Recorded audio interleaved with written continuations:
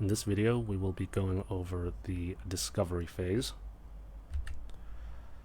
First is the project description.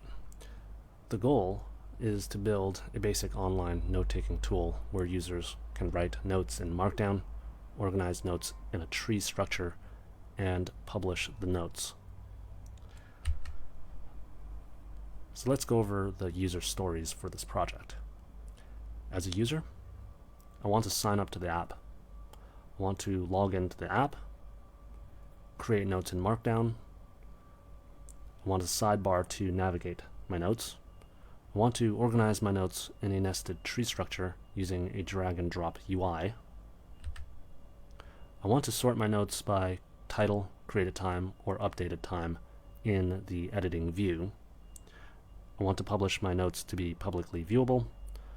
I want to search the entire database of notes by title in the published view. And I want to sort the notes by title, created time, or updated time in the published view. So these are the user stories and project requirements for this course. And we will be building this out using Next.js.